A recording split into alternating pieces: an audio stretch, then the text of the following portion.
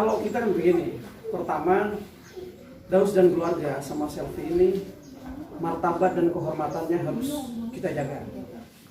Terus langkah mereka ke Komnas Anak ini kan langkah hukum. Artinya ada tindakan-tindakan hukum yang dilakukan mereka yang tentunya kita harus melakukan tindakan-tindakan hukum juga untuk menyelesaikan permasalahan ini. Kita tidak mau bertempur kok, atau kita tidak mau berperang. Kehadiran kami selaku kuasa hukum, selaku pengacara di sini untuk menyelesaikan permasalahan ini, meluruskan permasalahan ini. Contohnya, seperti tadi ini, katanya tidak dinafkahin. Ternyata kan nafkah itu ada, cuman memang tidak sesuai dengan nominal yang sebelumnya. Karena keadaan pandemi, segala macam dan lain-lain. Sehingga job pun berkurang. Kan tahu sendiri kan dia apa kerjaannya gitu kan. Dari job-job itu berkurang. Itu kita meluruskan itu.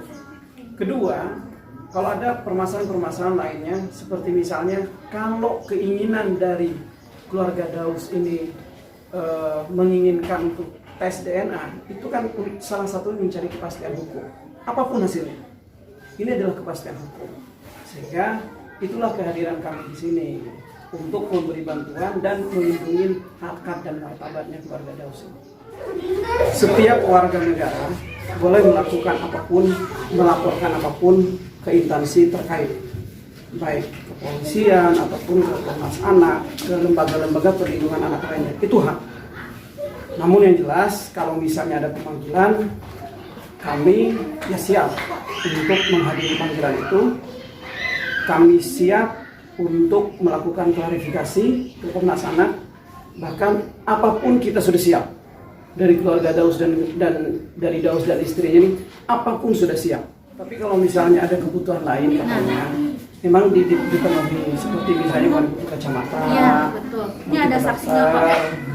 Terus yang intinya kepentingan yang lain, misalnya bensin, mana masih dipenuhi. Artinya begini loh, kewajiban dari seorang ayah sampai saat ini tidak pernah Daus ini ingkari. Artinya dia melakukan kewajibannya.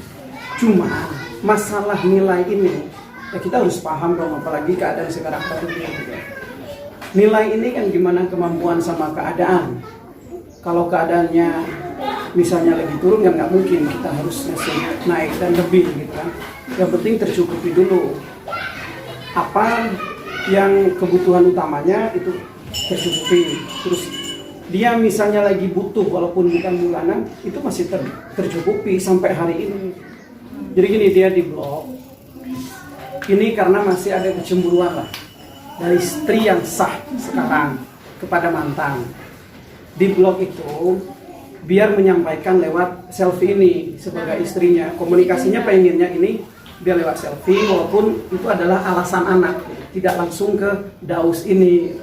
Artinya masih hal yang wajar kita kalau misalnya cemburu gitu kan, karena istri yang sah itu adalah Selfie. Itu artinya dia punya hak untuk cemburu, menutup akses bukan berarti tidak ngasih jalan, menutup akses tapi masih ngasih jalan untuk lewat Selfie ini, tidak harus langsung ke Daus. Ini begini, jangan sampai Yuni ini atau dari Daus ini dimanfaatkan untuk kebutuhan anak, tapi dipakai kepentingan bukan anak saja. Itu yang dimaksud. Artinya walaupun setelah bulanan ngasih, ternyata masih ada yang diminta melebihi dari bulanan itu.